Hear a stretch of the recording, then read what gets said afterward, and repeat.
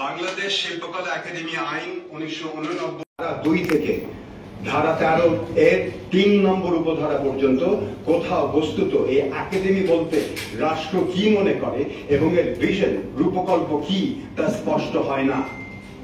এই আইনের 4 নম্বর ধারা অনুযায়ী কোর্ট একাডেমির সাধারণ পরিচালনা ও প্রশাসন একটি পরিষদের উপর ন্যস্ত থাকিবে এবং পরিষদ সেই সকল ক্ষমতা প্রয়োগ ও কাজ করিতে পারিবে যাহা একাডেমি কর্তৃক প্রযুক্ত ও সম্পন্ন হইতে পারে। কিন্তু সাধারণ পরিষদ গঠনের বিধি সম্বলিত 5 নম্বর ধারায় বর্ণিত 13টি উপধারা পর্যালোচনা করে প্রতীয়মান হয় যে একাডেমি যেন সরকারের আজ্ঞাবহ একটি দলীয় প্রতিষ্ঠানে পরিণত ও পর্যবসিত হওয়ার ঝুঁকিতে পরিণত হয়েছে। অথচ 3 নম্বর ধারার 2 নম্বর উপধারায় বলা হয়েছে একাডেমি একটি সংবিধিবদ্ধ সংস্থা হইবে। একাডেমির ক্ষমতা ও দায়িত্ব সংক্রান্ত 7 নম্বর ধারার 15টি উপধারাগুলোর অস্পষ্টতা, সীমাবদ্ধতা ও অপপ্রয়োগে বিগত সকল শাসনামলেই লক্ষ্য করা গেছে। ফলে পদলেহী শিল্পীদের দ্বারা সরকারি শিল্পকর্ম যাচ্ছে তাই ভাবে সৃষ্টি করে একাডেমি একটি অনুগত ও দুর্নীতিগ্রস্ত প্রতিষ্ঠানে পরিণত হয়েছে। একমাত্র ওয়ালটন এসি দিচ্ছে 1 বছরের রিপ্লেসমেন্ট গ্যারান্টি। অতএব 2024-এর রক্তস্নাত জুলাই ছাত্র জনতার অভ্যুত্থানোত্তর এই সময়কে একদিকে সম্ভাবনাময়, অন্যদিকে এক ক্রান্তিক্ষণ রূপে বিবেচনা করা যায়। এমন একটি সময়ে বাংলাদেশ শিল্পকলা একাডেমির বর্তমান আইন 4 থেকে 13 নম্বর ধারা পর্যন্ত স্থগিত বা বাতিল করার প্রয়োজনীয়তার দিকে আমি সবিশেষ দৃষ্টি আকর্ষণ করেছি এবং করা যায়। তাই একাডেমির ভিশনকে পুনরায় নির্ণয় করার প্রয়োজনীয়তা এখন এই নতুন সময়ের নতুন দাবিতে পরিণত হয়েছে। কিছুদিন আগে যেমন প্রধান উপদেষ্টার সঙ্গে সচিবদের বৈঠকেও সকল সংস্কার পরিকল্পনা এবং তা বাস্তবায়নের তাগিদ লক্ষ্য করা গেছে। প্রধান উপদেষ্টা এবং ছাত্র নাগরিক সমাজের আগে সেই সব তাগিদ থেকে অনুপ্রাণিত হয়ে বাংলাদেশ শিল্পকলা একাডেমির নতুন রূপকল্প নির্ণয় করার বিশেষ প্রয়োজনীয়তা দেখা গিয়েছে। বাংলাদেশ এখন সেই রূপকল্পটা কি, আপনি একটু সরেন ক্যামেরাটা প্লিজ। বাংলাদেশ শিল্পকলা একাডেমি হবে বিবিধ সংস্কৃতির হাজার মালভূমি দিয়ে গঠিত সৃষ্টি কৃষ্টির এক যৌথ জমিন। এক জাতি, এক রাষ্ট্র, এক নেতা, এক ভাষা, এক ধর্ম ও এক মতাদর্শ ভিত্তিক সাংস্কৃতিক চর্চাকে একাডেমি সর্বদা না বলবে, বরং বহু জাতি, বহু ভাষা, বহু ধর্ম, বহু ভাবাদর্শ ভিত্তিক সৃষ্টি সৌন্দর্য আনন্দের এক সংলাপাত্মক জনগণতান্ত্রিক শিল্প পরিসর রূপে গড়ে উঠবে বাংলাদেশ শিল্পকলা একাডেমি।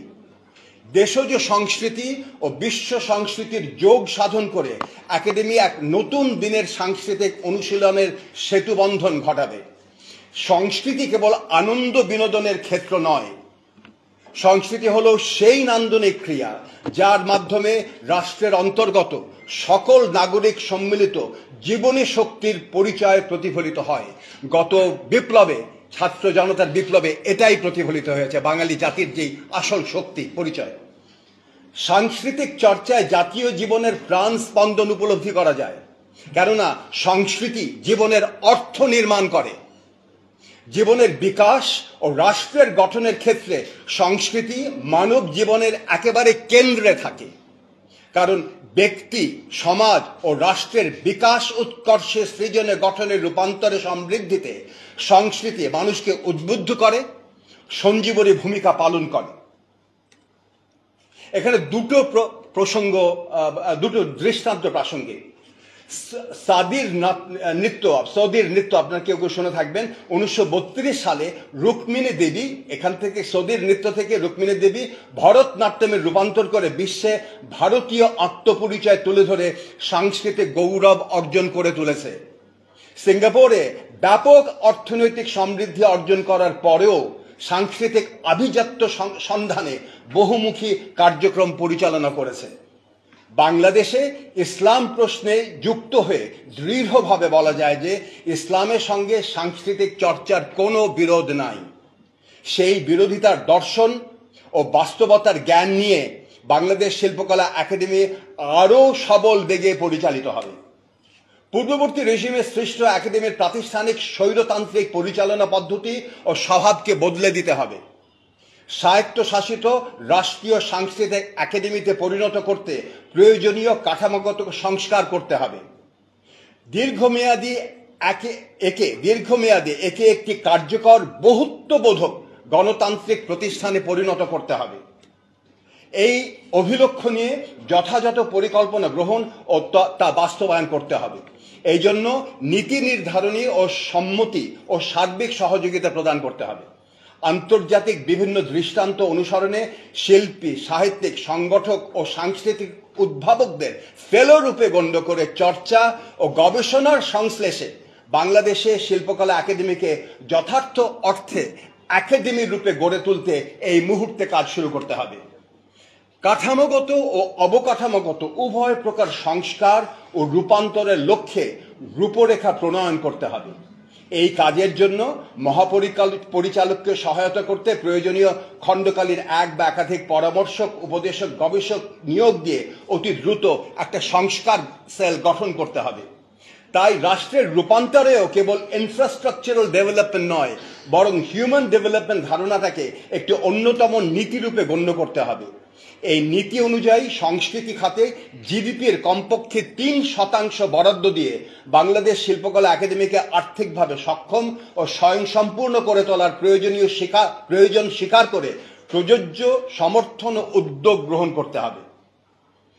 একাডেমির বাজেট বাড়িয়ে জেলা ইউনিটগুলোকে স্থানীয় সাংস্কৃতিক স্বায়ত্তশাসিত এককে পরিণত করতে নীতিগতভাবে সিদ্ধান্ত গ্রহণ করতে হবে। স্থানীয় বৈচিত্র্যময় সাংস্কৃতিক অভিব্যক্তির প্রদর্শন, পুনঃসৃজন ও উদ্ভাবনের লক্ষ্য নির্ধারণ করতে হবে। কারণ লোকজ শিল্পী ও জনগণের পরিসর রূপে জেলা শিল্পকলা একাডেমিগুলিকে গড়ে তুলবার আর কোনো বিকল্প নাই। মুক্ত সাংস্কৃতিক চর্চায় সকল প্রকার কট্টরপন্থী, অসহিষ্ণু মতদার্শিক ও ধর্মীয় বাধা প্রতিবন্ধকতা অপসারণ ও মোকাবেলা করতে হবে। এই লক্ষ্যে রাষ্ট্রীয় নীতি ও ক্ষমতা প্রয়োগ করে সাংস্কৃতিক সুরক্ষা বলয় ও কালচারাল জাস্টিস নিশ্চিত করার সুস্পষ্ট রাষ্ট্রীয় অঙ্গীকার থাকতে হবে। রাষ্ট্রীয় ক্ষমতা ও সরকারি যথেচ্ছাচারমূলক ইচ্ছা পূরণের তল্পিবাহক প্রতিষ্ঠানে পর্যবেসিত হবার দুষ্ট চক্র থেকে শিল্পকলা একাডেমিকে বের করে আনা এই মুহূর্তে সবচেয়ে বেশি জরুরি। বর্তমানে রাজনৈতিকভাবে গঠিত জনগণের সাংস্কৃতিক ইচ্ছাকে উপলব্ধি করে একাডেমিকে স্বাধীন প্রতিষ্ঠানে পরিণত করতে প্রয়োজন সর্বাত্মক জরুরি তৎপরতা। বাংলাদেশ শিল্পকলা একাডেমি এই দেশের জনগণের বহুত্ববোধক সাংস্কৃতিক ইচ্ছার কাছে দায়বদ্ধ প্রতিষ্ঠান রূপে গণ্য করতে হবে এবং এর মহাপরিচালককে সাংস্কৃতিক উপদেষ্টার নিকট দায়বদ্ধ থাকতে হবে ও জবাবদিহিতা প্রদান করতে হবে। বর্তমানে বাংলাদেশের ছাত্র জনতা সাংস্কৃতিক চিন্তা অনুযায়ী বলা যায় যে রাষ্ট্রীয় সাংস্কৃতিক আত্মপরিচয়কে শুধুমাত্র একরৈখিকভাবে কল্পনা করা যায় না। কাজেই রাষ্ট্রীয় সাংস্কৃতিক প্রতিষ্ঠানের সাথে বিশ্ব সমাজের যোগ অত্যন্ত গুরুত্বপূর্ণ। এই যোগের সম্পর্কে আরো বলা যায়, আপনি একটু দয়া করে সরেন ওই ক্যামেরাটা, প্লিজ ওই ক্যামেরাটা একটু সরান, একটু দেখতে দেন মানুষকে, তারপরে যত সামনে চলে এসেন। দেশের সংস্কৃতির সঙ্গে অপরাপর বৈশ্বিক সংস্কৃতির সংলাপ ও সংশ্লেষ ঘটাতে হবে। বাংলাদেশ শিল্পকলা একাডেমিকে তাই বিশ্বযোগ ঘটাবার কালচারাল ডিপ্লোম্যাসি ও গ্লোবাল ক্রিয়েটিভিটির ভর কেন্দ্র হিসেবে ভাবতে হবে এবং একাডেমির সংস্কার। একটু পরে কথা বলেন, আমার কাছে অনেক ফোন আসছে। না না, প্লিজ প্লিজ এখন একটু কথা বলেন না, আমাকে কথাটা শেষ করতে দেন। বাংলাদেশ শিল্পকলা একাডেমিকে তাই বিশ্বযোগ ঘটাবার কালচারাল ডিপ্লোম্যাসি ও গ্লোবাল ক্রিয়েটিভিটির ভর কেন্দ্র হিসেবে ভাবতে হবে এবং একাডেমির সংস্কার ও রূপান্তরের জন্য গৃহীত সকল উদ্যোগে এই ভাবনাকে বিবেচনায় রাখতে হবে। দুর্নীতির অসৎ প্রক্রিয়া অনুসন্ধান, দুর্নীতির কারণ চিহ্নিতকরণ ও নিশ্চিহ্নকরণে আশু পদক্ষেপ গ্রহণ করতে হবে। সেই লক্ষ্যে একজন ফিনান্সিয়াল অ্যাডভাইজার বা ডিরেক্টর স্বল্পকালীন সময় কিংবা দীর্ঘকালীন সময় নিয়োজিত করে আর্থিক দুর্নীতির খাত ও কারণগুলো চিহ্নিত করতে হবে। সেই মোতাবেক আর্থিক সচ্ছলতা ও জবাবদিহিতা নিশ্চিত করেই কেবল একাডেমির নতুন অভিযাত্রা সূচনা করা সম্ভব। 21টি জেলার বা 22টা জেলার শুনছি এখন শিল্পকলা একাডেমি পুড়িয়ে দেয়া হয়েছে বা আক্রান্ত হয়েছে। সেগুলো সচল ও পুনর্গঠনের লক্ষ্যে মহাপরিচালকের জরুরি ভিজিট ও পদক্ষেপ নেওয়া প্রয়োজন। এই কাজে সর্বক্ষেত্রে জেলা প্রশাসক ও পুলিশ সুপারদের সংযুক্তি অতীব গুরুত্বপূর্ণ। এই যোগ সাধনে কি করণীয় তা সর্বাগ্রে নির্ধারণ করতে হবে। কেন্দ্রীয় শাখায় কনজারভেটরি স্থাপন করে বহুমুখী শিক্ষণ, প্রশিক্ষণ, সৃজন কর্ম দ্রুত সূচনা করে জনগণের আস্থা ফেরাতে হবে। এই স্বল্প মধ্য দীর্ঘকাল মেয়াদী করণীয় এই 3 কাল পর্বে আমি আরো বিস্তারিত বলবো একটু পরে। একাডেমিকে নতুন দেশের আকাঙ্ক্ষা অনুযায়ী সচল করতে বস্তুত দরকার হলে সংস্কার ও গণতান্ত্রিক রূপান্তর। এই লক্ষ্য পূরণে মহাপরিচালকের দায়, দায়িত্ব, ক্ষমতা, পদসোপান ও জবাবদিহিতা অবশ্যই পুনর্নির্ধারণ করতে হবে। ধন্যবাদ। তো এর সাথে আমি যেটা যোগ করতে চাই, যেটা আমাদের একাডেমিক স্টাফের সাথে আমরা দীর্ঘ আলোচনা করে আমিও তাদেরকে জানিয়েছি, স্বল্প মেয়াদে আমাদের লক্ষ্য 3টা। প্রথমত, আমরা খুব পরিষ্কার করতে চাই, অ্যাডমিনিস্ট্রেশন করা যাবে না, একেবারে স্বচ্ছ, এবং সেই স্বচ্ছতার ভিত্তি হবে আমাদের বর্তমানে যে আইনটা আছে 79 আইন, এবং সেই আইনটা সংস্কার করে নতুন আরেকটা আইনের ব্যাপারে আমরা কাজ করব। সেই আইনটা নিয়ে যত শীঘ্রই সম্ভব কাজ করা হবে। এবং সেই আইনের 2টো জায়গা অত্যন্ত গুরুত্বপূর্ণ, আমি এখানেও বলেছি, আরেকবার বলছি, তা হচ্ছে একটা পরিষদ। একাডেমির এই যে মহাপরিচালক পরিষদের নিকট একেবারে সব রকম প্রশ্নের জবাব দিতে বাধ্য। একাডেমি কি করবে না করবে এটা মহাপরিচালকের উপর নির্ভর করে না, নির্ভর করে পরিষদের উপরে। সেই পরিষদে একেবারে আমাদের আমলাতন্ত্র থেকে বাদ দিয়ে আমরা চাইবো, আমরা প্রস্তাব করব সেখানে শিল্পীদের ব্যাপক অংশগ্রহণ থাকুক এবং ছাত্রদের ভেতর থেকে কিংবা ইয়াঙ্গার জেনারেশনের ভেতর থেকে ব্যাপক অংশগ্রহণ থাকুক যতটা সম্ভব। আমি কিছু চিহ্নিত করেছি, আপনাদের কাছ থেকে মতামত চাইবো কারা এখানে থাকতে পারে। সেখানে সাংবাদিক থাকবে, কিন্তু পাবলিক ডোমেইনে আমাদের যত রকম চিন্তাবিদ আছেন, যত রকম সাংস্কৃতিক কর্মী আছেন, তাদের সম্মিলিত একটা ক্ষেত্র হবে এই আমাদের এই একাডেমির পরিষদ, এবং এই পরিষদই নির্ধারণ করবে একাডেমি কি করবে। এটি এককভাবে কোনো ডিজি নির্ধারণ করবে না। পরিষদের সাথে আলোচনা করতে পারে, মহাপরিচালক নিজের চিন্তা দিতে পারে, সেই চিন্তার ভেতরে আলোচনা করে সর্বময় সিদ্ধান্ত গ্রহণের ক্ষমতা হবে ওই আমাদের পরিষদে। আমি এটাও চাইবো যে পরিষদের যে চেয়ারম্যান সেও যেন সাংস্কৃতিক মন্ত্রণালয়ের মতো না হয়, বরং একেবারে বাংলা একাডেমির মতন হয়। বাংলা একাডেমি যেভাবে একজন খুব গুরুত্বপূর্ণ সাংস্কৃতিক ব্যক্তিত্ব আছেন, তাকে যেমন করে ওখানে চেয়ারম্যান করা হয়, যেমন সিরাজুল ইসলাম চৌধুরী, অন্য কেউ হতে পারে, এটা হঠাৎ মাথায় আসলো বলে বললাম, যে কেউ হতে পারেন এরকম গুরুত্বপূর্ণ কোনো ব্যক্তিত্ব, যিনি ওটা চেয়ারম্যান হবে। ওখানে চেয়ারম্যান কোনো সেক্রেটারি কিংবা কোনো মন্ত্রী হবেন না, বাংলা একাডেমির যেরকম আইন আছে সেরকম। তো এইটা হচ্ছে প্রথম যে জায়গাটা আমরা ঠিক করতে চাই, সেটা হচ্ছে যে একেবারে খুব স্বচ্ছভাবে আইনের ভিত্তিতে, একেবারে প্রবিধানের ভিত্তিতে, যা নিয়ম আছে নিয়মের ভিত্তিতে আমাদের পুনরায় ঢেলে আমাদের যেই অ্যাডমিনিস্ট্রেশন আছে অ্যাডমিনিস্ট্রেশনটাকে নতুন করে সাজিয়ে সচল করা। এই হচ্ছে প্রথম কাজ আমার। দ্বিতীয় কাজ হচ্ছে আর্থিক স্বচ্ছতা। এর জন্য আমাদের এখানটা ব্যবস্থা গ্রহণ করেছি, দরকার হলে আমরা আরও চাইব।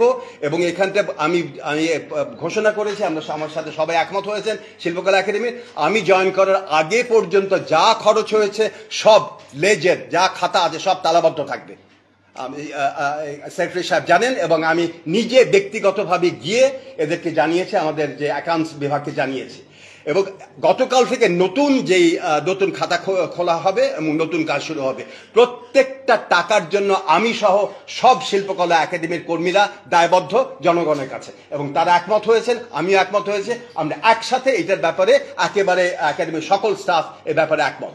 ঠিক 3 নম্বর কাজ হবে আমাদের যত দ্রুত সম্ভব একাডেমিটাকে সচল করা, তার মানে নাচ গান আবৃত্তির এবং নাটকের কার্যক্রম শুরু করা। এই একাডেমির মূল লক্ষ্যই হচ্ছে সাংস্কৃতিক কর্মকাণ্ড। এই একাডেমির লক্ষ্য কোনোভাবেই আইন শৃঙ্খলা রক্ষাকারী কোনো দলের ঘাঁটি না, কিন্তু এটা করতে আমরা বাধ্য হয়েছি, কারণ অনেক রকম ধ্বংসাত্মক কার্যকলাপ ছিল আপনারা জানেন, এবং অনেক জায়গায় এমনকি পুলিশও দ্রুত পদক্ষেপ নিতে পারছেন না।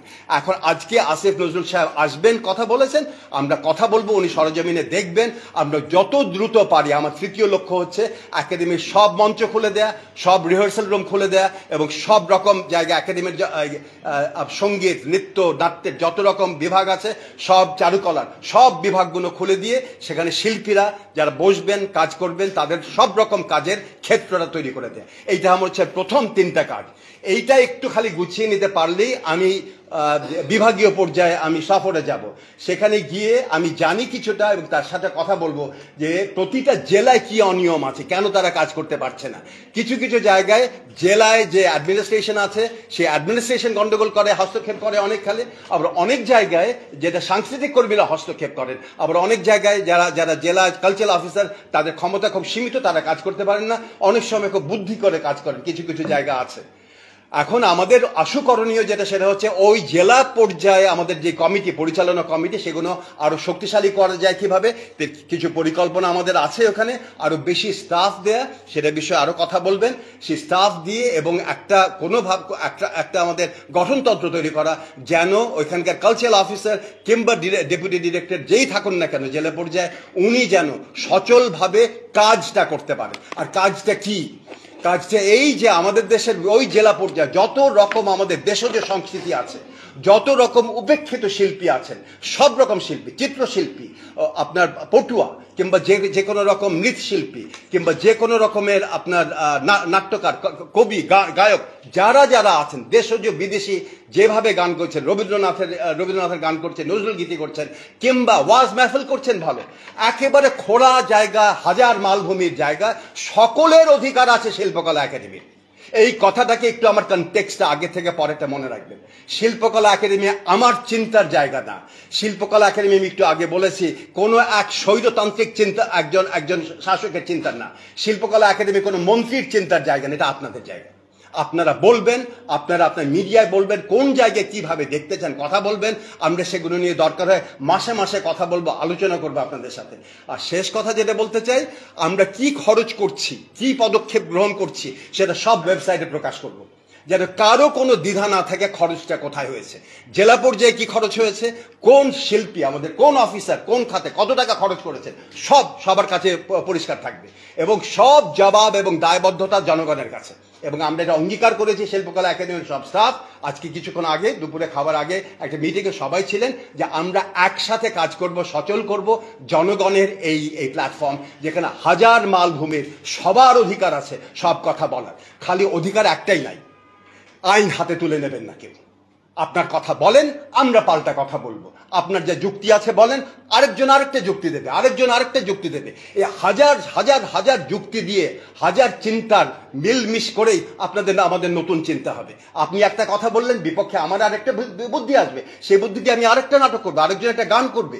এই সব কিছু উপস্থাপনের মাধ্যমে হাজার মানুষের হাজার চিন্তার প্রতিফলন এই শিল্পকলা করে সেইখানটা থেকেই উঠে আসবে আমাদের জাতীয় সংস্কৃতি কি হবে।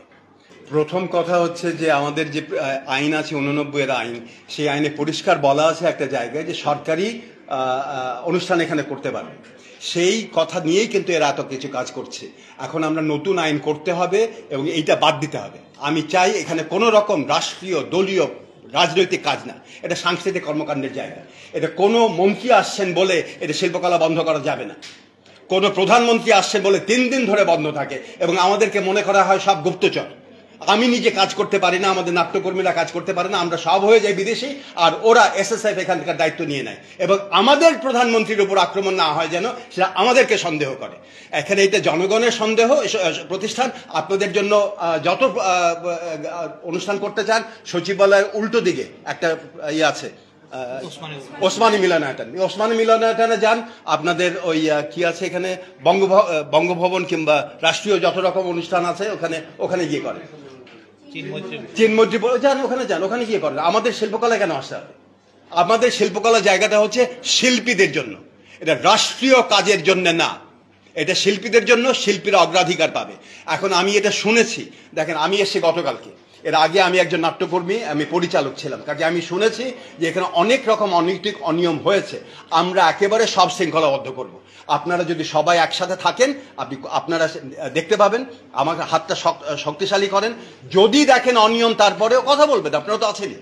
প্রথম কথাটা হচ্ছে যে আমি আমার গবেষণা, আমার পিএইচডি মাঠ পর্যায়ে, অচিন পাখি ইনফিনিটি মাঠ পর্যায়ে গবেষণা করে, আমি ঢাকা শহরে বসে লাইব্রেরিতে বসে করিনি, একটা মাঠে গিয়ে গ্রামে গিয়ে দেখে করেছি, ওইখানে আমার কাজ আছে। তারপরে আমি এই পুরো বছর আমি মাঠে মাঠে ঘুরেছি, কাজেই মাঠ পর্যায়ে কী অবস্থা এটা আমি জানি। এখন আমি প্রথমে চাইবো কোনো রকম সেন্সরশিপ না, সব রকম সেন্সরশিপের প্রথা বাতিল হোক। এটা যেমন নাটকে হয়েছে তেমনি যাত্রায় হোক, ঠিক তেমনি হোক এখানে ফিল্মের জন্য। সকলকে সেন্সরশিপ রাখা দরকার কি? আপনার কিসের এত ভয় যে রাষ্ট্রের যে এখানটা একটু কথাটা আমি বলতে দেন, সেন্সরশিপের ভয়টা কি? আমি এটা চেষ্টা করব, কিন্তু এটা দীর্ঘমেয়াদী একটা প্রক্রিয়া হতে পারে। এর ব্যাপারে আমরা যত শীঘ্র, অনেকগুলো কাজ আছে এখানে। সবচেয়ে বড় কাজ হচ্ছে আমি যে 3টা পদক্ষেপের কথা বলেছি, আমি আশা করব 3 থেকে 4 মাস পরে আমি মিড টার্ম এবং লং টার্ম আমাদের পরিকল্পনা কি সে আরেকবার একটা সংবাদ সম্মেলনে জানাবো। আমরা যত শীঘ্রই সম্ভব কি কারণে এই আইনটা আছে এবং আইনটা বাতিল করে দেয়া যাবে না কেন, কি এত ভয়, সেই ব্যাপারে আমরা চেষ্টা করব। যদি বাতিল না হয় ইমিডিয়েটলি 1 সপ্তাহের ভেতরে, যদি হয় 1 সপ্তাহের ভেতরে আপনি দিয়ে দেন। রাইট, সেটা আমাদেরকে দেখতে হবে। এটা একটু দেখবো আমরা প্লিজ। না, এটা একদম হতে পারে না, এটা অবশ্যই পেটের ভাত কাটা, কেউ এটা করতে পারেন না। এবং এই জায়গাগুলোকে আমি তো প্রথমে চেষ্টা করবো যাতে আইনটা তুলে যায়, এটা ব্রিটিশ আমলের আইন, এবং এই আইনের জন্য যে স্বদেশী যাত্রা নিষিদ্ধ হয়েছে, মুকুন্দ দাসকে এখানে ঘুরে ফেলেছে এবং মুকুন্দ দাসের নাটক বাজেয়াপ্ত করা হয়েছে, জেলে পড়েছে এই জায়গায়। তো ওই ব্রিটিশ আমলের আইন আমাদের এখানে কেন থাকবে? এবং যাত্রা করে আমি কি বিপ্লব করতে পারি যে আপনার রাষ্ট্রের এত ভয়? আপনারা যেটা আমরা নিশ্চিত করতে হবে অপরদিকে যাত্রা পক্ষকে, যে কোনো রকম অসামাজিক কাজ যাত্রা মঞ্চের ভেতরে কিংবা বাইরে যেন না থাকে। সেইটা যদি আমরা ওইখানে আমাদের কাজ করতে হবে, ওইখানে কাজ খালি যাত্রা দল এবং ওইখানকার প্রশাসনকে করলে হবে না, জনগণের একটা ঐক্যবদ্ধ চিন্তা থাকতে হবে। জনগণ, প্রশাসন, যাত্রা দল সবাই মিলে জুয়া মদের আড্ডা যদি বন্ধ করতে পারেন, কোনো রকম অশ্লীল নাচ যদি বন্ধ করতে পারেন, তাহলে কেন যাত্রা হবে না এখানে? এই কথাটা আমাকেও বলা হয়েছে নানা জায়গায়, এবং আপনি যদি আমার কথা শুনে থাকেন আগে কখনো, আমি বলেছি সবার আগে নাটকের দলগুলোকে মানসম্মত নাটক করতে হবে। আপনার দর্শক সাইলেন্ট করে দেন প্লিজ, সাইলেন্ট করে রাখেন। আপনি একাডেমির সদস্য, আপনি একাডেমির না, আপনি আমি তো এটা এখন খুব গন্ডগোলে পড়ে যাবো আমি আপনার জন্য। এখন বিষয়টা হচ্ছে শোনেন, যে একাডেমিতে এখানে কোনো একক ব্যক্তি বা বড় ছোট দল কিছু নাই। যদি নাটক ভালো হয় নাটক পাবে। আমরা এটাও একটা নীতিমালা করব, সেই নীতিমালার আলোকে আমি নিশ্চিত করব যে কোনো বড় দল ছোট দলে কিছু নাই। আমার নিজে একটা নাটকের দল আছে, সেই দল আমি ওইখানটা গিয়ে বলবো, যদি আবার যেহেতু ক্লাস অফ ইন্টারেস্ট আছে আমি ওর বাইরেই থাকবো, যদি চাই সেটা আমি ওই কমিটির ভেতরে থাকবো না, আমার সাথে নামের বাইরে, দরকার হলে করবো না যদি সমস্যা হয় অত। কিন্তু সব দলের এখানে অভিনয় করার অধিকার আছে এবং তারা করবে। অন্যদিকে দলের যেটা দায়িত্ব সেটা হচ্ছে এমন মানের অভিনয় করা যেন দর্শক আসতে বাধ্য হয়। আমি তো জানি অনেক দল আছে তারা নিয়মিত রিহার্সালও করতে পারেন না এবং নাটকগুলো এত ঝুলে যায় যে তাদের আগ্রহ থাকে না। অন্যদিকে নতুন দলের আমি নাটক দেখেছি, আমি নিয়মিত নাটক দেখি, অনেক নতুন দল আছে যাদের নাটক দর্শক উপচে পড়ে এবং ভিড় করে নাটক দেখতে।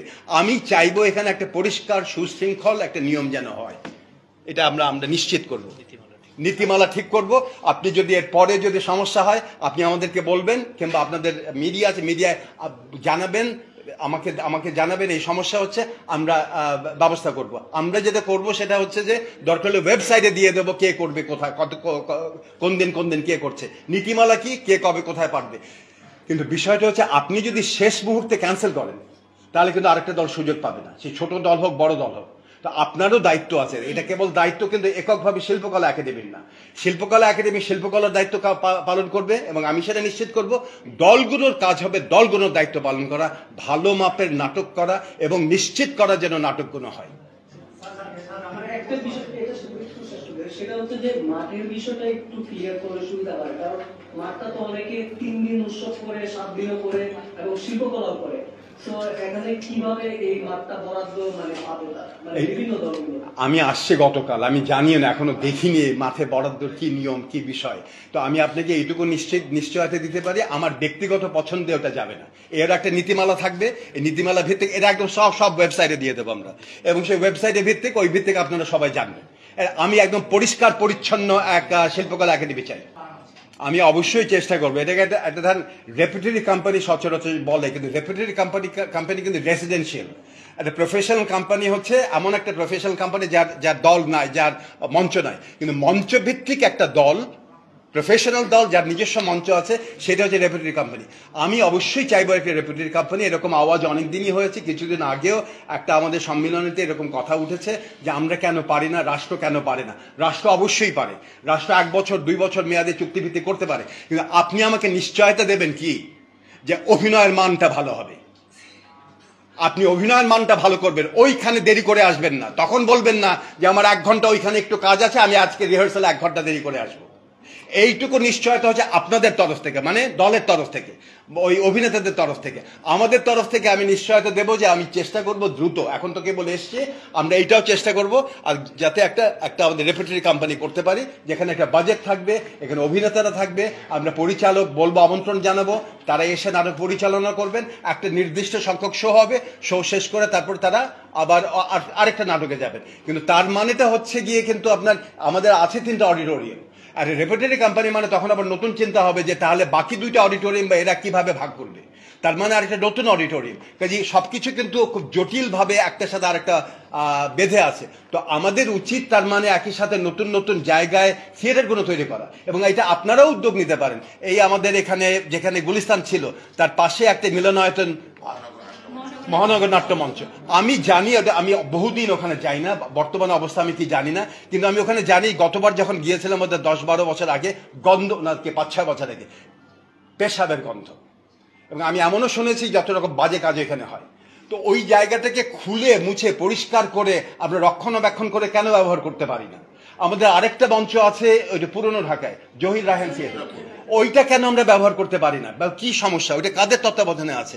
আমাদের ঢাকা শহরে এইগুলো এক্সিস্টিং যত মঞ্চ আছে, ওই মঞ্চভিত্তিক কাজ করে আমাদের একটা সার্বিক কাজ করতে, রূপরেখা করতে হবে।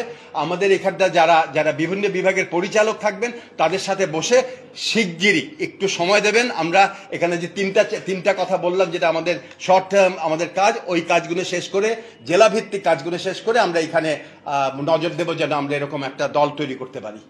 আচ্ছা, কি বলতে চেয়েছিলাম, তার ভিডিও আছে তো অনলাইন। এক মিনিট আমার কথাটা শোনেন। আমরা এখানে শিল্পকলা নিয়ে কথা বলতে আসছি, আপনি নিশ্চয়ই এখানটা সিজলিং কোনো খবরের জন্য আসেন নাই। আমি ওখানে কি বলেছি, আপনি ভিডিও ক্লিপ আছে, ক্লিপটা শুনবেন, পরিষ্কার আছে। দরকার হলে আর ওই পুরো ক্লিপটা শুনে দেখেন, ওর ভিতরে খুব পরিষ্কার কথাগুলো আছে। তারপরেও যদি আপনার প্রশ্ন থাকে, একটু অপেক্ষা করেন, শিল্পকলাটা শেষ করি আমরা আগে, এটা গুরুত্বপূর্ণ। বলেন। হ্যাঁ বলেন। পরিকল্পনা হচ্ছে এখানটা আমরা যেটা করব, অবশ্যই আমি বলেছি একটু আগে, এটা একাডেমি মানে এটা অবশ্যই এখানটা কোনো মন্ত্রীর বা কোনো রাষ্ট্রীয় অনুষ্ঠানে গিয়ে নাচ গান করা না, আর এটা কোনো বিনোদনের অনুষ্ঠান কেন্দ্র না। এটা আমরা সিরিয়াস কাজ করতে আসছি, and we really mean business. এখানটা সফট ডিপ্লোমেসি হতে পারে। আমি আজকে প্রপোজ করব, বা আমি শিগগিরই করব, এটা ওনাদেরকে বলিনি, আপনাদেরকে সবার আগে জানাচ্ছি। আমার মাথায় যে চিন্তাটা এসছে কালকে কিছু কথা আলোচনার মাধ্যমে, যে আমরা যদি একটা নাটকের ক্ষেত্রেই একটা ইন্টারন্যাশনাল ফেস্টিভ্যাল করতে পারি, যেখানে লেটেস্ট যে ধরনের ট্রেন্ডস আছে সেগুলো, কিংবা বিপ্লব কি সেরকম। তো আমরা যদি আমাদের এই বিপ্লবোত্তর বাংলাদেশে বিপ্লবের থিম নিয়ে যদি সারা পৃথিবী থেকে আমরা দাওয়াত করি, সেখান থেকে যদি বেছে নিই, এর প্রক্রিয়াগতভাবে, মানগতভাবে অবশ্যই ঠিক করতে হবে। এখন আপনি যেই বিএনএল এর কথা বললেন, এবং আপনি চারুকলার কথা বললেন, এবং গবেষণার কথা বললেন, গবেষণায় আমি জানি যে এখানে অনেক কিছু হয় নাই, বা যে পত্রিকাগুলো হয়েছে, পত্রিকা যেটা বার হয়, এইটা কোনো পিয়ার রিভিউড পত্রিকা না। তার মানে একটা পিয়ার রিভিউ পত্রিকা যেটা হয়, যেটা আমাদের ইউনিভার্সিটিগুলোতে আছে, সেগুলো হচ্ছে আপনি যদি একটা লেখা জমা দেন, সেটা অবশ্যই লেখার একটা মানদণ্ড থাকবে, সেটার একটা গবেষণাধর্মী বিষয় থাকবে। কেবল ফুটনোট দিলেই গবেষণা হয় না, সেই যে গবেষণার বিষয়গুলো সেটা থাকবে, এবং এটা রিভিউ করা হবে, ব্লাইন্ড রিভিউ, সমকক্ষ ওই যে লিখেছে তার সমকক্ষ দুইজন পিয়ারের কাছে ব্লাইন্ড রিভিউর জন্য পাঠাতে হবে নাম না জানিয়ে, এবং তারা উত্তর দিলে তারপরে এখানে যে ডিরেক্টর থাকবেন উনিও তার মতামতের ভিত্তিতে এইটাকে পর্যালোচনা করে দরকার হয় পরিবর্ধন এবং পরিষ্কার করে তারপরে এটাকে পাবলিশ করা হবে। আনফর্চুনেটলি যেটা হয়েছে সেটা হচ্ছে অনেক ক্ষেত্রে এটা আপনার এখন কি বলবো বলেন, বললেই তো বলবেন আমি অনেক কথা বলি। এই যে ঢাকা বিশ্ববিদ্যালয় ঢাকা বিশ্ববিদ্যালয়, আমি বিশ্ববিদ্যালয়গুলোতে দেখেছি পিয়ার রিভিউর নামে যায় এখান থেকে রিভিউ করতে গিয়ে রিভিউররা পড়েন না, লিখে দেন হ্যাঁ ইট ক্যান বি পাবলিশ, একটা লাইন লিখে দেন এবং সেটা পাবলিশ হয়, এবং সেটাগুলো যদি পড়েন এটা অখাদ্য। আমাদের দেশে যেগুলো পাবলিকেশন হয় রিসার্চ ইনস্টিটিউট থেকে, আমি আর নাম বলছি না, সেগুলো বেশিরভাগ, সব না, কিছু কিছু ভালো আছে, বেশিরভাগে খুব সস্তা মার্কায়, এবং বিশেষ করে শিল্পকলা একাডেমি থেকে যেগুলো পাশ হয়েছে অনেকে বিশ্ববিদ্যালয় থেকে এখানে লেখা পাঠান কেবলমাত্র প্রমোশনের জন্য। তো আপনার এখানে ক্যাটাগরি থাকে, আপনি লেকচারার থেকে অ্যাসিস্ট্যান্ট প্রফেসর হতে গেলে 2টা লেখা পাবলিশ করতে হবে, তো শিল্পকলা একটা দিয়ে দিলেন, ওখানে তাড়াতাড়ি ঘড়ি করে একটা পাবলিশ হয়ে গেল, এবং আপনি ওই নিয়মটা মেনে চলে গেলেন অ্যাসিস্ট্যান্ট প্রফেসর, নিয়ম মেনে গেলেন, কিন্তু নিয়মটা আমরাই তৈরি করে আবার আমরাই বরখেলাপ করছি। গন্ডগোল এইসব জায়গায় পাকিয়ে আছে। তো আমরা অবশ্যই এখানে একটা পিয়ার রিভিউ জার্নাল করব, যে জার্নালে যে থাকবেন আমরা চাইবো এবং সবাই মিলে এটার জন্য একটা গবেষণাধর্মী পত্রিকা হয়, এখানে গবেষণাধর্মী কাজ প্রকাশ করা হয়, এবং এখানে যেন এই বিষয় গবেষণার জন্য নানাবিধ নতুন নতুন চিন্তা হয়, কাজ হয়, এবং সেই কর্মক্ষেত্র প্রসারিত হয়। এগুলো আমরা অবশ্যই চাইবো হোক। এখন 2টা কথা বলেছেন, কালচারাল অফিসারদের দায়িত্ব এবং হুমকি এবং সম্মানী ট্রেনিং। প্রথম যে বিষয়টা, এইটা কিন্তু দেখেন, আমি যদি এখন একটা পরিষ্কার কথা, অর্থনীতি কিন্তু নিয়ে আমিও কাজ করেছি, মানে একজন ইকোনমিস্ট হিসেবে না, আমাদের একটা দল চালাতে কি লাগে, একজন নাট্যকর্মীকে কত হাজার টাকা দিলে পরে সে ফুল টাইম আর কিছু না করে নাটক করবে বলেন? 30,000, 20,000, 10,000-এ কেউ করবে না, পারবে না। 20,000 বিয়ে করলে পরে আপনার 50,000 একটা বাড়ি ভাড়া লাগবে। এখন 50,000 টাকা দিয়ে কয়টা 50,000 টাকা দিলে আসবে নাকি 60,000? এটা তো লিমিটলেস। তা আপনাকে একটা ঠিক করতে হবে এরকম জায়গা থেকে, আমাদেরকে ঠিক করতে এরকম জায়গা থেকে। তা আমি খালি এটা বললেই হবে না যে আমাকে টাকা দিতে হবে। 70 দশকে 80 দশকে থেকে আমরা টাকার জন্য নাটক করি নাই, টাকার জন্য বসে থাকি নাকি, তারা তো নাটক করেছে অবসর সময়। এখন আমি জানি এটা সম্ভব না, কারণ এটা গ্লোবালাইজ যুগ, নিউ লেবারেল যুগ, এখানে প্রত্যেকটা মিনিট আপনার সময় দরকার আছে। কিন্তু আপনি কত হাজার টাকা দিলে পরে কোন নাট্যকর্মী, কোন মাপের নাট্যকর্মী এখানে কাজ করবে? চঞ্চল চৌধুরীকে যদি আমি এখানে আনতে চাই তাহলে মাসে কত লাখ টাকা দিতে হবে বলেন? তাহলে আপনি এখন বলেন, মানে কথার কথা বলছে এই মাপের, কিংবা একটা নতুন নাট্যকর্মীকে দিতে গেলে কত হাজার টাকা দিতে হবে? হুমায়ুন ফরিদি একসময় বলেছিল 10,000 টাকা দিলে আসবে। হুমায়ুন ফরিদি তখন বোধহয় বিবাহিত ছিল না, 10,000 টাকা তখন অনেক মান ছিল। এই জিনিসগুলো একটু চিন্তা করে বলেন, আপনারাই বলেন তাহলে যে এই রকম স্কেল হতে পারে। আমি তাদের সাথে কথা বলবো, কিন্তু বিনিময়ে আপনাকে যেটা করতে হবে সেটা হচ্ছে যে তাদেরকে কাজ করতে হবে, তাদের কথা পরিষ্কার করতে হবে, তাদেরকে ট্রেন করতে হবে, তাদেরকে উপস্থাপন করতে হবে, ওই কাজটা তাদেরকে করতে হবে। আমরা খালি অজুহাত দিই। আমি নিজে একজন নাট্যকর্মী, আমি জানি, আমি 74 সালে জানুয়ারি মাস থেকে থিয়েটার করি। আমি জানি যে আমরা খালি বলি যে অমুকের জন্য আমি নাটক করতে পারি না, অমুকের জন্য, নিজের দিকে একবারও তাকাই না। তো নিজে তৈরি হওয়ার জন্য আপনারা একটা প্রপোজাল দেন সিরিয়াসলি, যে আমাকে যদি আপনি 10,000 টাকা দেন, 50,000 টাকা দেন, 100,000 টাকা দেন, এই আমরা দল, আমরা এইভাবে নিজেরা ট্রেন করবো, বা আপনার এখানে এসে ট্রেন করবো, ট্রেন করে আমরা একটা নাটক করবো। উই প্রমিস ইউ যে আমাদের নাটক আন্তর্জাতিক মানের অভিনয় হবে। আন্তর্জাতিক মানে কথা পরিষ্কার শোনা যাবে এবং অভিনয় চরিত্র পরিষ্কার দেখা যাবে, ওটা ঝুলে যাবে না, ওইগুলো বুঝি আমরা। ওই জায়গাটা আপনাকে দিতে হবে, নিশ্চিত করতে হবে। এই যদি এইটা হচ্ছে কি লেনদেন, জায়গাটা হচ্ছে এইখানে আপনাকে দায়িত্ব নিতে হবে, আমাকে দায়িত্ব নিতে হবে। আমার তরফ থেকে আমি আপ্রাণ চেষ্টা করব। আমি শুনতে পেরেছি, এখনো আমি জানি না, 100 কোটি টাকা, আমি এখনো দেখিনি, কিন্তু 100 কোটি টাকা বাংলাদেশ শিল্পকলা একাডেমির বাজেট। এখন তার ভেতরে 67 কোটি টাকা উন্নয়নের জন্য, বাকিটা হচ্ছে সবার এখানেই দেওয়ার জন্য, এই কি বলে বেতন ভাতা ইত্যাদি সবকিছু আমি সহ হব, এখনো নিয়েও কোনো টাকা। কিন্তু এই যদি হয় 67 কোটি টাকা, এই 67 কোটি টাকা থেকে কত টাকা যাবে জেলায়, কত টাকা থাকবে ঢাকায়, 5-6টা বিভাগ আছে, প্রত্যেকটা বিভাগ কত পাবে? তাহলে আমাদের টাকা আরো বেশি দেন আমাদের, এবং জেলা পর্যায়ে কাজ করতে দেন। অনেক টাকা লাগে এখানে। আপনি যে কথাগুলো বলছেন আমি আপ্রাণ চেষ্টা করে যাব। আমি তো বলছি 3%, আমি তো জানি 3% অফ জিডিপি দেবেই না কোনোভাবে, ওটা তো এখন 0.5%ও দেয় না।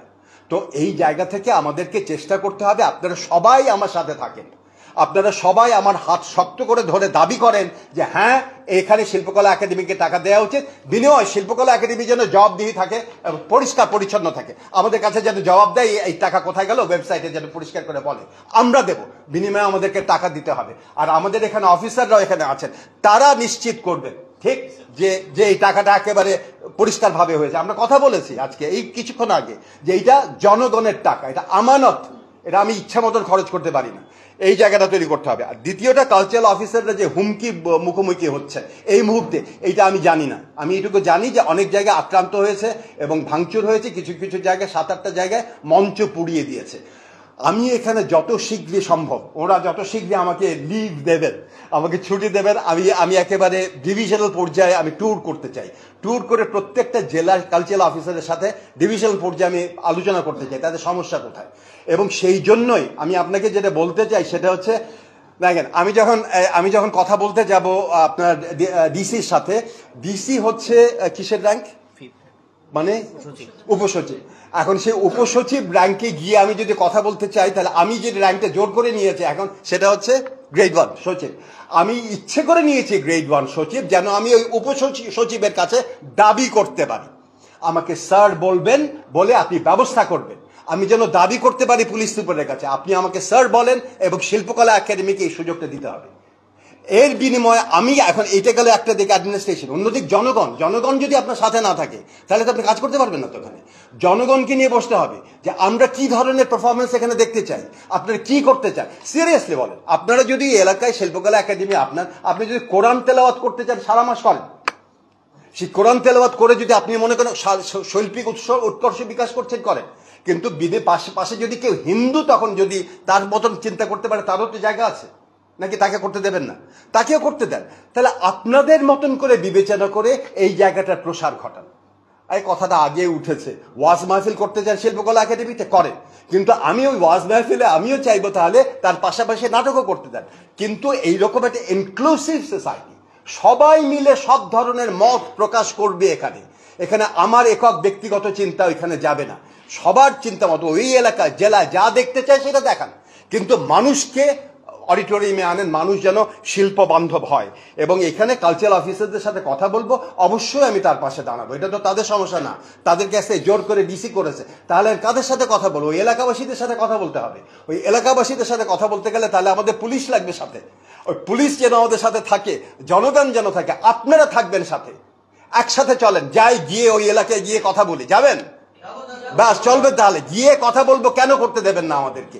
তাহলে দেখবেন বাংলাদেশে সব ধরনের কাজ হবে। এবং আমি আপনাকে এইটুকু নিশ্চয়তা দিচ্ছি, আমার ব্যক্তিগত মতামতের উপর নির্ভর করবে না। ওই জেলায় ওই মানুষ যা দেখতে চায় সেইখানে ওখানে উপস্থাপনা হবে, পরিষ্কার। আমি চেষ্টা করবো, এটা এখন কথা দিচ্ছি না, এখন লিখে দিয়েন না। উনি প্রতিজ্ঞা করেছে, আমি এইটা আমার লক্ষ্য, এটা আমি চেষ্টা, এটা আমি চাই। এখন অনেক কিছু চাইলে পাওয়া যায় না, এবং এই সরকার মনে করে, যে কোনো সরকার মনে করে সংস্কৃতি অত্যন্ত কম গুরুত্বপূর্ণ ক্ষেত্র, এখানে টাকাও কম দেয়। একটু 1 মিনিট, একজন এটা ওদের জায়গা। আপনি কি একজন সাংবাদিক? জি বলেন। হ্যাঁ, আপনি বলেন। আচ্ছা, প্রথমে আপনার প্রশ্নটা ছিল কি ডরমিটরি। দেখেন, ডর্ম নিয়ে আমরা ইতিমধ্যে কথা বলেছি আমাদের নিজেদের ভেতরে আমরা চাইবো, এবং এটা অবশ্যই মন্ত্রণালয়ে বলবো, ওরা যেভাবে হোক দ্রুত করতে হবে।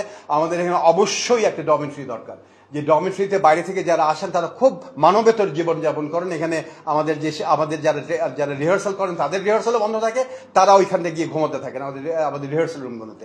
তো আমরা চাইবো একটা ডরমিটরি যেখানে সবাই গিয়ে থাকতে পারে, ওইখানে তৈরি করতে হবে, যত শীঘ্রই সম্ভব তৈরি করতে হবে, এটা আমরা চেষ্টা করব।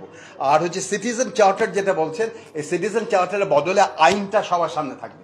শিল্পকলা একাডেমির উদ্দেশ্যটা কি কাজগুলো করবে? এখন যেটা আছে 1989 সালের আইনটা যদি পড়েন, অত্যন্ত ধোঁয়াশে, এবং সেখানে রাষ্ট্রীয় অনুষ্ঠান উপস্থাপনের জন্য শিল্পকলা একাডেমি কাজ দিয়েছে, ওটা কাটা যাবে। যেটা আমরা এমন ভাবে এটা সাজাতে চাইবো যে আমরা কিভাবে চাই সেটা আপনারা বলেন, আপনারাও লেখালেখি শুরু করেন যে আমরা শিল্পকলা একাডেমির দায়িত্ব এইভাবে দেখতে চাই, আমরা এই রকম শিল্পকলা একাডেমি দেখতে চাই। আপনাদের থেকে জোর গলায় আওয়াজ আসুক, পাবলিশ করেন সেগুলো, এবং আমাদের দৃষ্টি আকর্ষণ করেন। আমাদের পিআরও আছেন, উনি আমাদের সামনে দেখাবেন, আমরা একসাথে কাজ করব। ঠিক আছে? তো এই এতগুলো কম্পোনেন্ট আছে এই একটা বিভাগের ভেতরে, তার ভেতরে একটা কম্পোনেন্ট হচ্ছে ফিল্ম মেকিংও আছে। ফিল্ম মেকিং না তো ফিল্ম। তো অবশ্যই আমরা সবগুলো বিভাগে সবগুলো কর্মকাণ্ডকে আমরা সচল করার চেষ্টা করব। আপনি মনে রাখবেন আমাদের লিমিটেড বাজেট এবং আমাদের লোকবলও কিন্তু লিমিটেড। এর ভেতরে আমরা চেষ্টা করব যত শীঘ্রই সম্ভব এই কাজগুলো করতে। আপনাদের অনেক কিছু চান, কিন্তু রাষ্ট্র আমাদেরকে করার জায়গাগুলোকে হাত পা বেঁধে দেয়। তো এই জায়গায় এখন পর্যন্ত দেখেন আমরা কিভাবে এই শিল্পকলায় নতুন করে এখানে আমরা কাজ শুরু করতে পারি। সব জায়গাগুলো কিন্তু দখল করে রেখেছেন। এখানে আমাদের শিল্পীরা কাজ করতে পারছেন না, তাদের জায়গাগুলোতে অন্য লোকজন বসবাস করছে। সেই জায়গাগুলো খুলে দিয়ে তাদের কাজ করার জায়গাগুলো, রিহার্সালগুলো করতে দিয়ে নাটকগুলো করার জায়গাগুলো, এইটাই করতে পারছি না। তারপরে এখন আপনি বলছেন ফিল্ম, অবশ্যই করতে চাইবো আমি, কিন্তু কিছু আছে ইমিডিয়েট মিশন, তারপরে মিড টার্ম, তার লং টার্ম। ইমিডিয়েট মিশনগুলো আমি বলেছি, মিড টার্ম মিশনের ভিতরে অবশ্যই আমরা করতে চাইবো। এবং আপনি আমাকে একটু সময় দেন, মাসখানেক পর আরেকবার, 3 সপ্তাহ থেকে 1 মাস পর আরেকবার দেখা হবে, তখন আমরা আরো পরিষ্কার করে বলতে পারবো যে আমরা কিভাবে যাচ্ছি, কোন দিকে যাচ্ছি। কিন্তু আমি অবশ্যই চাইবো ফিল্ম মেকিং কিংবা ফিল্মের বিভাগটা সচল হোক এবং ফিল্ম প্রদর্শনী হোক এবং জেলায় জেলায় ফিল্ম প্রদর্শনী হোক অবশ্যই। আপনার 3টে প্রশ্ন। এখন 3টে প্রশ্নের ভিতরে প্রথম প্রশ্নটা হচ্ছে বাণিজ্য এবং অনিয়ম। আমি কথা বলেছি, দ্রুত এটার ব্যাপারে কাজ হচ্ছে, সচিব মহোদয় আছে। আমি আজকে মাত্র 2য় দিন, তো কাজ শুরু করে দিয়েছি এবং আমরা নিশ্চয়তা দিয়েছি যে এর ভেতরে সব রকম অনিয়ম বন্ধ হবে, অতীতের অনিয়মগুলো বিচার হবে। আপনি প্রশ্নের উত্তর পেয়েছেন। দ্বিতীয়টা হচ্ছে কি বললেন আপনি? দ্বিতীয় আরেকটা প্রশ্ন, হ্যাঁ, কালচারাল অফিসারদেরকে নিয়ে যে সমস্যা, ওই সমস্যা সমাধানের জন্য আমরা কাজ ইতিমধ্যে শুরু করে দিয়েছি। হ্যাঁ, না, উনি যেহেতু বলেছেন এই 8 জন সমস্যার যে প্রশ্নটা করেছেন তার যেই আমরা কাজ ইতিমধ্যে শুরু করে দিয়েছি এবং আমরা আলোচনা করেছি, গতকালকে আলোচনা করেছি, আমি এসেই আজকেও আলোচনা করেছি এবং আলোচনার পরে আমরা একটা জায়গা পৌঁছেছি। এটা আমাদের অভ্যন্তরীণ অ্যাডমিনিস্ট্রেটিভ বিষয়, আমরা আলোচনা করে যা ফলাফল হয়, যা জায়গা যায়, আপনারা পরিষ্কারভাবে জানবেন। 3 নম্বর বিষয় যেটা বলছেন, আমি আরেকবার বলছি যে দেখেন আমি কি বলেছি সেটা একটা ভিডিও আছে, আপনি পুরো ভিডিওটা দেখেন, আউট অফ কনটেক্সট কথা না বলে আপনি পুরো ভিডিওটা দেখে কথা বলেন। এবং আমি যখন কথাটা বলেছি তখন আমি ডিজি ছিলাম না, এবং একটা জায়গায় কথা হচ্ছিল, আলোচনা হচ্ছিল, সেখানে আমার ব্যক্তিগত মত প্রকাশ করেছি। এখন আমাদের অনেকের অনেক রকম মত থাকে। আপনারা সবাই এখানে যারা আছেন, 250 মানুষ হয়তো প্রায় বা 200 মানুষ আছেন, আপনারা সবাই চোখ বন্ধ করে একরকম বাংলাদেশ দেখেন। বিভেদ আছে না, বৈচিত্র্য আছে না, ভিন্নতা আছে না আপনাদের ভেতরে, হ্যাঁ কি না? তো ওই ভিন্নতার জন্য কি আপনাদের একে একে আমার সাথে মেলে না, ওর সাথে মেলে না বলে গলা কাটবেন আপনি? অবশ্যই না।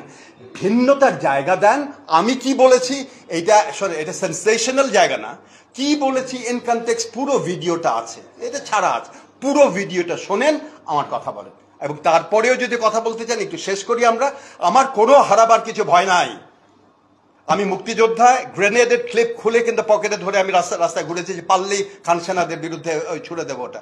ফৌজদারহাট ক্যাডেট কলেজের ছাত্র, আমার কিছু হারাবার ভয় নেই, আমি সবকিছু ছেড়ে দিয়েছি নাটকের জন্য। কথা পরিষ্কার?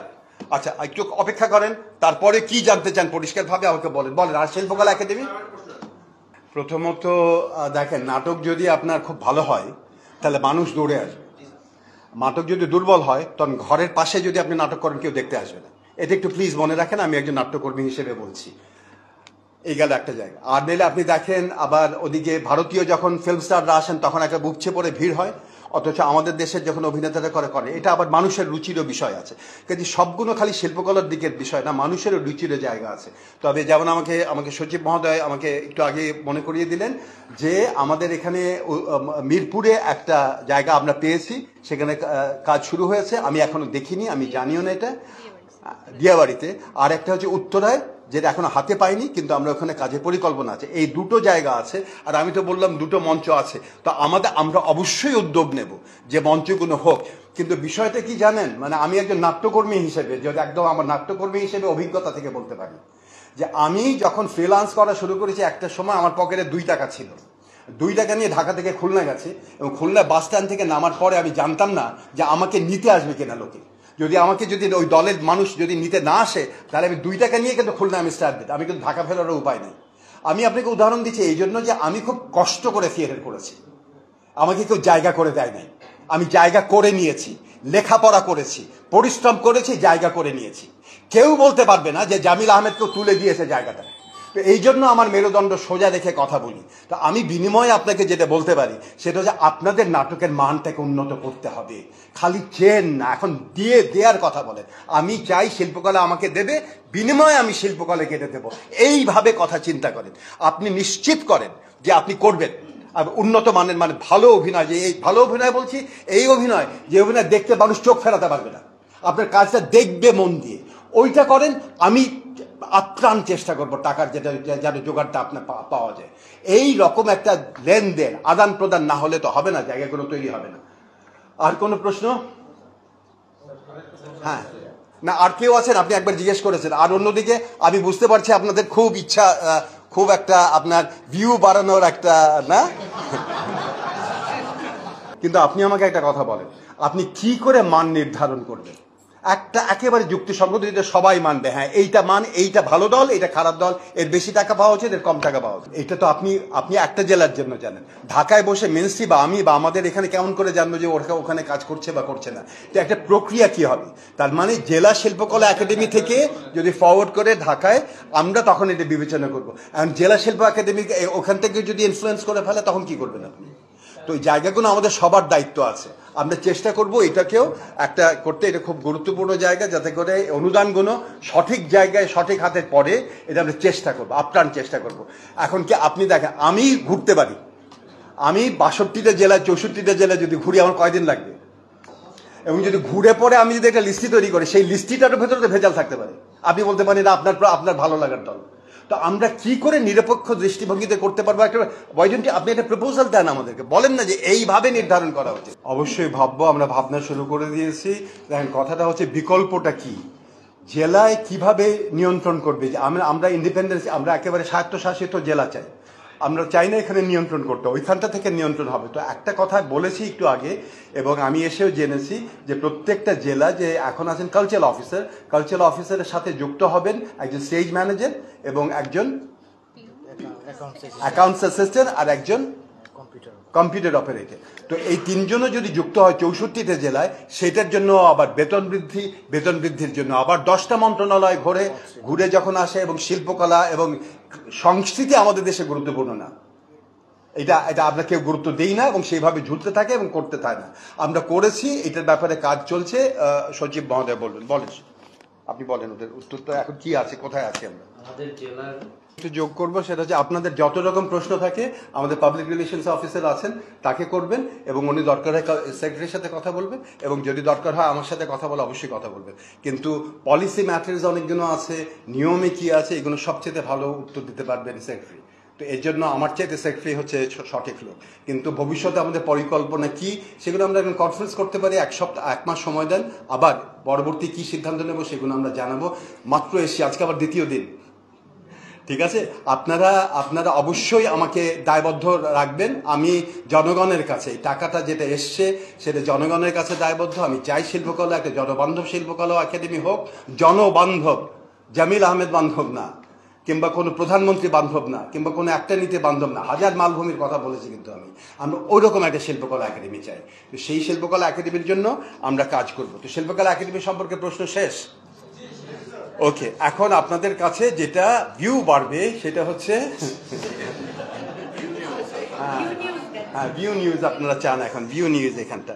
আচ্ছা, আমি প্রথম কথাটা হচ্ছে, আমি জানি না, আমি একটু জোর গলায় বলতে চাই, আমি লেখাপড়া করি, আমি সিরিয়াসলি লেখাপড়া করি। আর লেখাপড়া করি মানে আমি জন্ম হয়েছি মুসলমান পরিবারে, আমাকে ছোটবেলা থেকে সালাম দিতে শিখিয়েছে। একটু কথা শোনেন এখন প্লিজ, একটু কথা শোনেন, আর নাইলে আমি চুপ করে আপনারা কথা শেষ করে না। আর যে ভিউজের কথা বলছি এখন, এই যে দেখেন, আমার একটু কথা শোনেন। ছোটবেলা থেকে আমি শিখেছি সালাম দেয়া।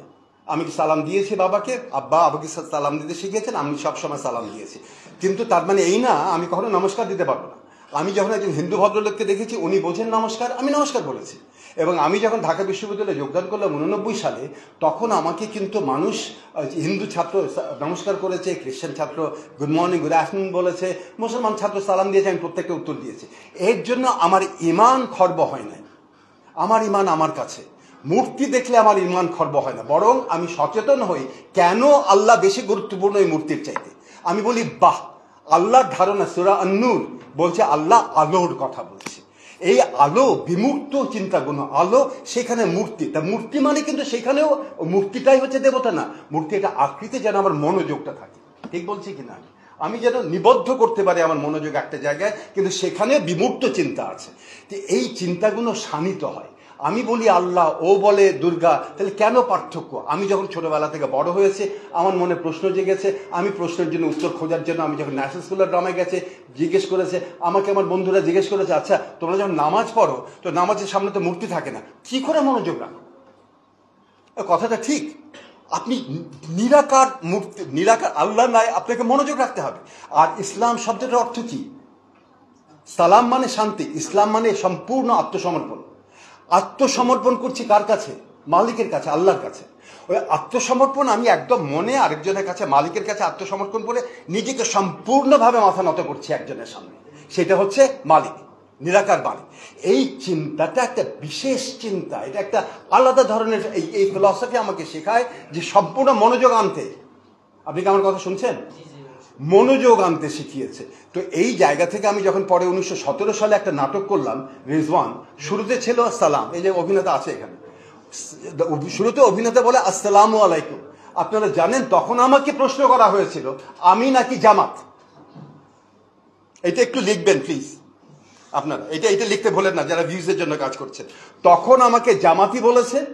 ওই নাটকটা ছিল কাশ্মীরকে নিয়ে, কাশ্মীরে আক্রান্তদেরকে নিয়ে, এবং ওখানটা আমরা পাহাড়ের কথা বলেছিলাম, বেশি বলার জায়গা ছিল না। তখন আবার কেউ কেউ আমাকে বলেছে ও তুমি তো ভারতের বিরুদ্ধে কথা বলছো খুব কৌশলে। এটা চালাকি করে একটু মিষ্টি করে হেসে দিয়েছে। বলেন, আমি যখন এর আগে যখন আমি এরপরে যখন আমি এই করলাম জীবন ও রাজনৈতিক বাস্তবতা করলাম, তখন আবার আমি হয়ে গেলাম কিছু মহলে, এবং তারা বিদগ্ধ নাট্যজন, আপনারা এই ইতিহাস দেখেন না, ওর ভিডিওগুলো এখনো আছে অনলাইন।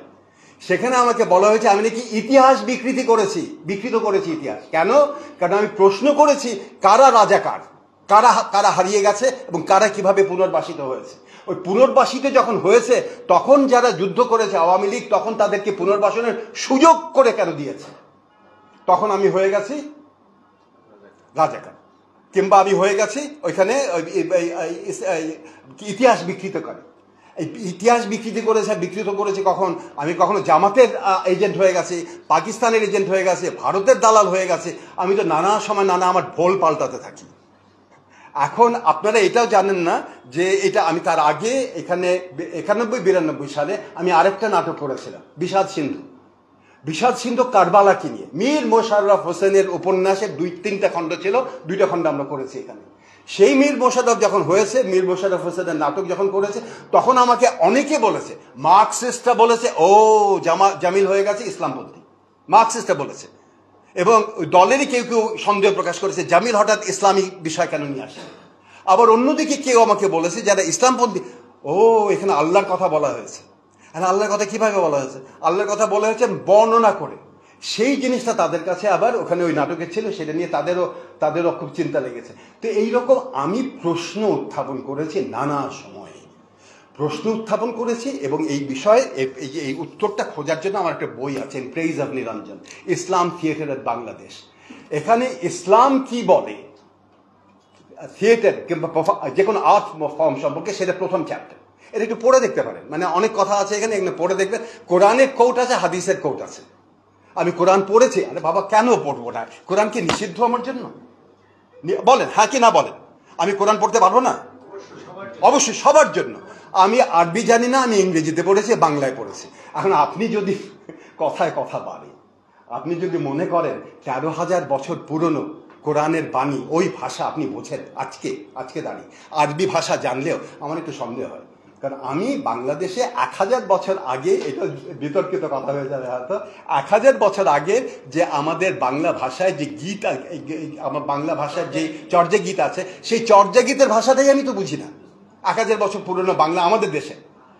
এখন আপনাকে 1000, 1500, 1300 বছর আগেকার ভাষা বুঝবেন, তার জন্য আলেম নিশ্চয়ই আছেন, তারা নিশ্চয়ই বোঝেন, আপনারা বোঝেন আপনার মতন, আমি বুঝি আমার মতন। এখন একটা কথা হচ্ছে কি, পাকিস্তানি আমি একটা নাটক করতে গেছিলাম, সেটা হচ্ছে গিয়ে 1000 और 1 রাতে। ওই নাটকটা যখন করতে গেছে আমি হয়ে গেছে পাকিস্তানি এজেন্ট এবং ইসলামের এজেন্ট। ইসলামী আমি বোধহয় এখানে ইসলামী কিছু করে আমাকে ওই তোমাকে কিন্তু আমেরিকার ভিসা দেবে না, কারণ তোমাকে বলবে তুমি হচ্ছে গিয়ে কোনো ইসলামিস্ট এজেন্ট। এখন এত জায়গা ওইখানে ওই নাটকটা যখন করেছে পাকিস্তানে, অনেকগুলো গল্পের ভিতরে একটা গল্পের ভেতরে যে ঘটনাটা ছিল, এক যুবক কি যুবতী একটা বিপদে পড়ে গেছে, সমস্যায় পড়ে গেছে, সমস্যার উত্তরটা খুঁজছে, গল্পের ভেতরে আছে, উত্তর খুঁজে এক বুজুর্গ মানুষের কাছে, বয়স্ক মানুষের কাছে উত্তরটা চেয়েছে। ওই বয়স্ক মানুষ তাকে বলেছে, বাবা দেখো, আমি যতটুকু কোরআন পড়েছি, আমি যতটুকু হাদিস পড়েছি, আমি যত আইন পড়েছি, তার ভেতর থেকে আমি মনে করি এই। সে একটা ব্যাখ্যা দিল, ব্যাখ্যা দিয়ে বলেছে এটা আমি মনে করি, বাট মালিক নোজ বেস্ট, মালিক সব ভালো জানেন আমার চাইতে। আপনি এই কথাটা বাংলাদেশের কোথাও শুনেছেন?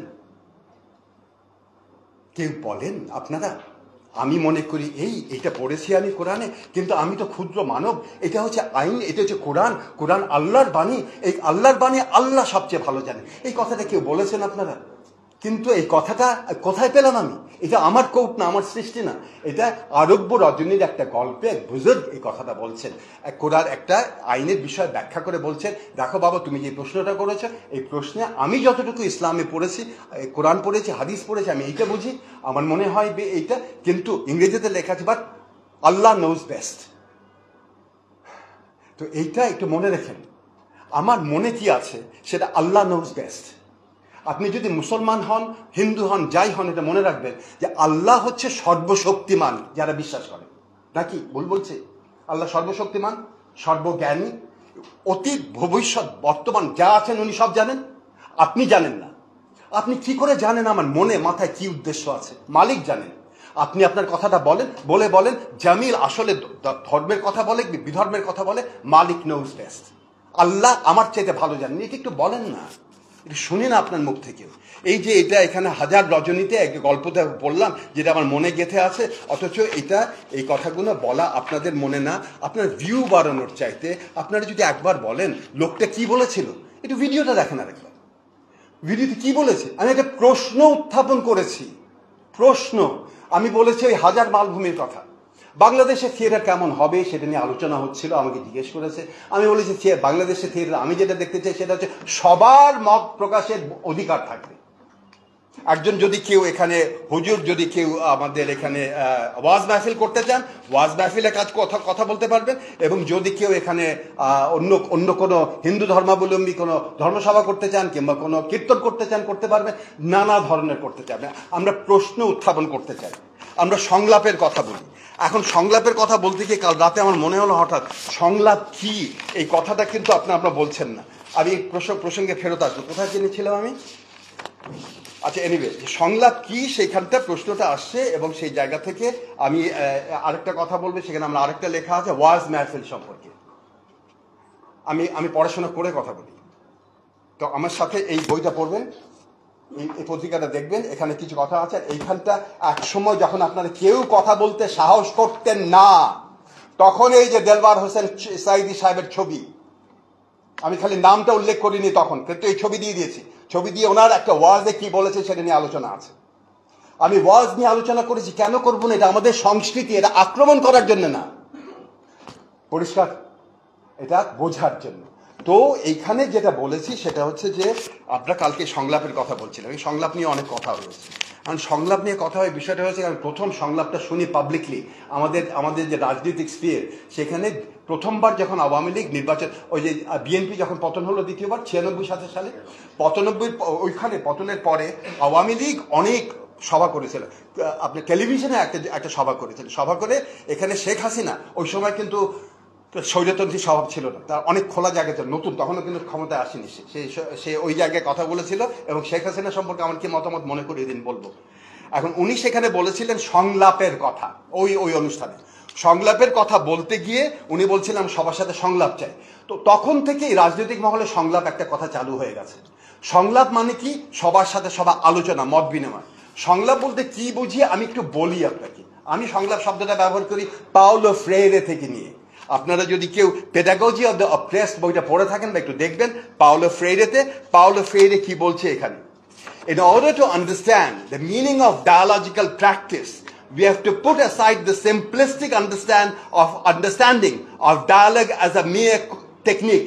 Dialogue কোনো কৌশল না, এটাকে বাদ দিয়ে চিন্তা করতে হবে। Dialogue does not even represent somewhat a false path that I attempt to elaborate and realize in the sense of evolving ingenuity of the other. On the contrary, dialogue characterizes an epistemic relationship. Dialogue সংলাপ হচ্ছে একটা জ্ঞান ভিত্তিক, জ্ঞান চর্চার ভিত্তিক সম্পর্ক, epistemic relationship. Thus, in this sense, dialogue is a way of knowing and should never be viewed as a mere tactic. Dialogue একটা কৌশল না, জানার জ্ঞানতাত্ত্বিক ভিত্তি। আর কেন বলেছে ডায়ালগ? শেখ হাসিনা অবশ্যই, এটা লিখবেন ভিউ বাড়াবার জন্য, শেখ হাসিনাকে আমি অবশ্যই চাই বাংলাদেশে আসবে। শেখ হাসিনাকে আমি অবশ্যই চাই যেন তার বিচার হবে। কিন্তু একটা কথা বলেন, বিচার যদি হয় তাকে আত্মপক্ষ সমর্থন করতে দেবেন নাকি দেবেন না? কথা বলেন, এখন আপনারাও বলেন। এই এখন কথা নাই, বিচার আত্মপক্ষ সমর্থনের সুবিধা থাকবে? এই যে কথা বলছে না, এখন কথা বলে না মানুষ, কি থাকতে হবে? রাইট, ওই বিচার আত্মপক্ষ তার নাইলে বিচার হবে না, ঠিক? ওইখানে যদি আত্মপক্ষ সমর্থনের সুবিধা থাকে, সে যদি আত্মপক্ষ সমর্থন আদালতে করতে পারে, বাইরে না কেন, আমাদের সামনে না কেন? আমরা তাকে তুলোধুনো করব, আমার ইচ্ছা সেইটা। তুলোধুনো করে জিজ্ঞেস করব, আপনার মাথায় কি বুদ্ধি হয়েছিল যে 16 তারিখে আপনি আপনার জনতা লেলিয়ে দিয়েছিলেন ছাত্রদের উপরে? কি বুদ্ধিতে করেছিলেন? এই যুক্তি কি? জবাব প্লিজ বন্ধ রাখেন তো এখন একটু। আমারও তো ফোন আছে বাপ, আমি ফোনে কথা বলি না। না প্লিজ, আমার অনেক কাজ আছে এখানে, আমি দেখাতে পারি কতগুলো মেয়ের আমার ফোন কল এখানে আসছে। একটু শ্রদ্ধাশীল হন দুই পক্ষে। আমি ফোন ধরা মানে আমি আপনার প্রতি শ্রদ্ধাশীল হব না। কি কথা বলছিলেন আমি? হ্যাঁ, আমি শেখ হাসিনার কাছে জানতে চাইব আপনার কি বুদ্ধি ছিল যে আপনি 19 তারিখে, 20 তারিখ, আরে 4 তারিখে, 5 তারিখে আপনি এখানে সব সেনাপ্রধানকে ডেকে আপনি বলছেন এখনই সেনাবাহিনী চালা। বুদ্ধিটা কি ছিল আপনার? কি বুদ্ধিতে আপনি এখন আত্মপক্ষ সমর্থন করেন? আমাদেরকে বুঝান, কারণ এখন আপনার পাশে কোনো সৈনিকও নাই আর কোনো পুলিশ নেই। আপনি একা দাঁড়িয়ে আমাদের সামনে পরিষ্কার করে যুক্তি দিয়ে বোঝান কি বুদ্ধিতে আপনি গুলি করেছিলেন, এইটা আমি জানতে চাই। এইটা ডায়ালগ। আমি জ্ঞানতাত্ত্বিক, জানতে বোঝা। সে পাল্টা আমাকে প্রশ্ন করতে পারে আপনি কেন এখানে আত্মসমর্থন করেছেন। আমি বলবো, আমি বলেছিলাম 4 তারিখ, আপনারা যদি আমার ওই ভিডিওটা কেউ কোনো সার্কুলেট করেন না, 4 তারিখে বটতলার সামনে অপরাজেয় বাংলায় কিন্তু আমি একটা কথা বলেছিলাম। যে কথাটা ছিল এই সোশ্যাল কন্ট্রাক্ট। সোশ্যাল কন্ট্রাক্ট হচ্ছে দুই পক্ষের একটা চুক্তি, জনগণের সাথে রাষ্ট্রের বা সরকারের একটা চুক্তি। জনগণ ক্ষমতা দেয় সরকারকে এই ভিত্তিতে, এই চুক্তিতে, যে সরকার তাদের রক্ষা করবে। সরকার যদি রক্ষা করতে ব্যর্থ হয় তাহলে জনগণের দাবি অধিকার আছে সরকার উৎখাতের। আমি এই কথা বলেছিলাম। এই কাজেই এই অভ্যুত্থান এটা একেবারে আইনসঙ্গত, এটা একেবারে ন্যায্য, এই কথা বলেছিলাম আমি। ন্যায্য অধিকারে জনগণ এখানে বিপ্লব করতে পারে, এটা কোনো অন্যায্য অধিকার না। এই যুক্তিটা আমি তুলে ধরেছিলাম। এই কথাটা কেউ বলেন না। এখানে অনেক ধরনের কথা আসে, অনেক জায়গা। আপনারা খালি খণ্ডিত একটা অংশ শুনে নিয়ে দৌড় দেন, একটু পুরোটা শুনে দেখেন। আমি মনে রেখেন একটু এখানে যে আমি অনেক কাঠখড় পোড়া মানুষ। আর এখানে এটা বলেছিলাম আপনার অনেক জায়গায় অনেক অনেক অনেক কিছু। এইখানে যেটা ছিল সেটা হচ্ছে এই যে ওয়াজ মাহফিলের উপর একটা আলোচনা। ওয়াজ মাহফিলের 2টা বৈশিষ্ট্য আমি এখানে আলোচনা করছি, যারা পড়তে পারবে। টিডিআরে বার হয়েছিল, এটা এটা কোন সালে? এটা ছিল